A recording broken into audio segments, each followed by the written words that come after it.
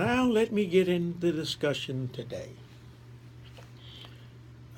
I want to talk today about sexuality. And the reason I want to talk about sexuality, it has been my experience in my 32 years of ministry and 28 years of pastoring that it is not a comfortable subject for most Christians.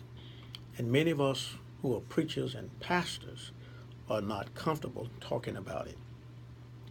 And the reason I think it's so important that we talk about it is because it is affecting all of us, our children, our grandchildren, and others are being affected by sexuality. And so we can pretend it's not a situation, not necessarily a problem, but if it's not a situation, then we're not being honest with ourselves. And so I want to speak to you about sexuality from a spiritual perspective because I believe that those of us who are called of God need to redefine what sex is as it relates to spirituality. Now, what we have done, we have allowed the world to define what sex is.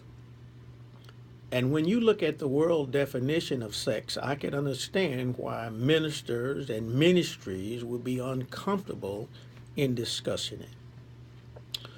So it's best to start at the beginning.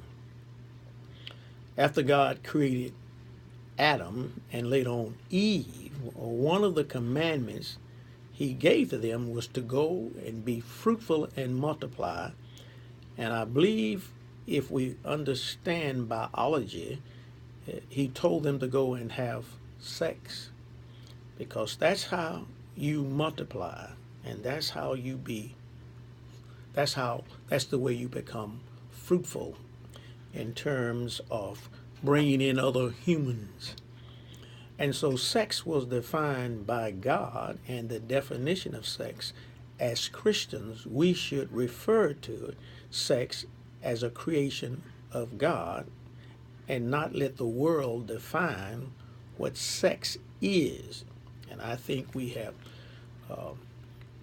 not taken our responsibility. So now when people think of sex, they think of the acts they see on television and in movies and in magazines.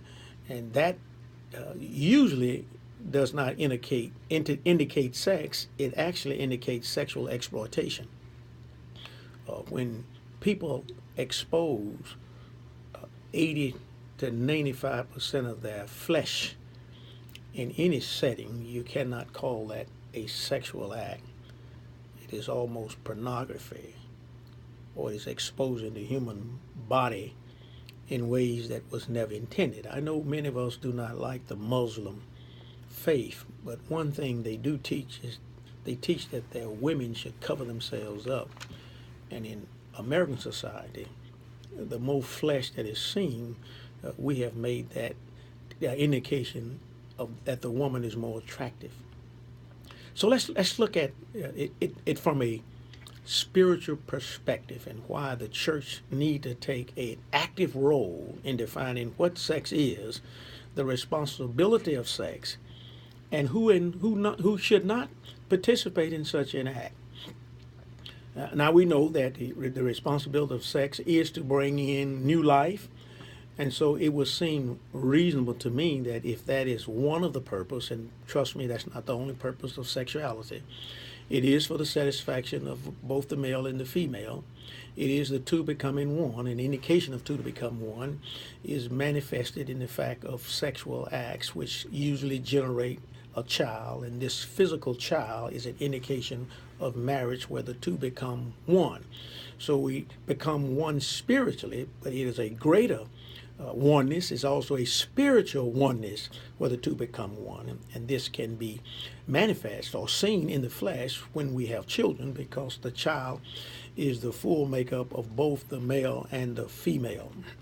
So this is the way that we need to approach sex from a spiritual presentation and understanding.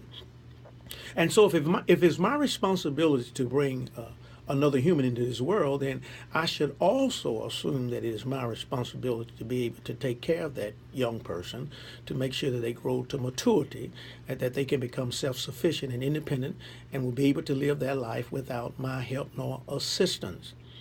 And so that in itself defines when we should consider having children.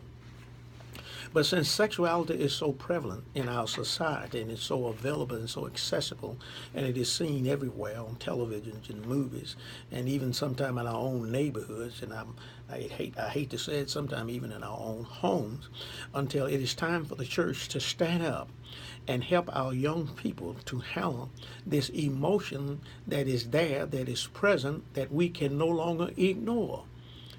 And a part of our teaching to let them know that it is more than a physical act. It's a spiritual act. It is an emotional act. Often people can survive the physical part of sexuality, but many people are still suffering from the emotional scars that are caused when people are not spiritually nor emotionally, in many cases not physically, mature enough to handle the act. It is one of the most powerful forces on earth. And if adults can't handle it, we shouldn't expect our children to be able to handle it. Sexuality has caused the downfalls of presidents, of kings, of priests, of popes, of generals throughout history. And so it is known in general and also in specific cases and situations where even adults cannot handle sexuality. And now we are exposing our children to sexuality, and we are walking around with our hands behind our back, with our fingers crossed, praying and hoping that our children would not become victims of this polluted sexual environment that they didn't create, but they were born into. And I'm here to tell you, parents, the first responsibility for your child's sexuality, the first people who are responsible for the child's sexuality are the parents. So we must find a way to communicate with our children about sexuality in a positive situation, and we need to talk to them before situations are developed, explaining to them the spiritual indication of sexuality, talk to them about the physical indication of sexuality, and talk to them about the emotional effect that sexuality can cause on them. Some people are damaged a lifetime because of inappropriate sexual behavior that has scarred them for life. Now, the reason I know this, because as a pastor, often I'm picking up the pieces of people who have been destroyed because of sexual encounters, and their educational lives are put on hold. Many times they lose their jobs, they lose relationships. And so as a result of that, the church need to take a stand in teaching about sexuality in a positive, friendly, loving environment so we can equip our children to handle what is happening in this world.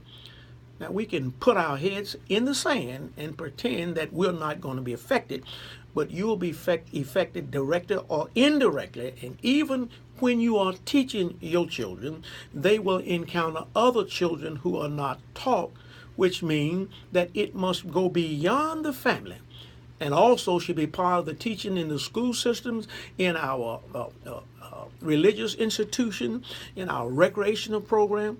Now, there must be limits on there. I'm not saying that this is open and available, but it should be available and accessible to those who need it and desire it.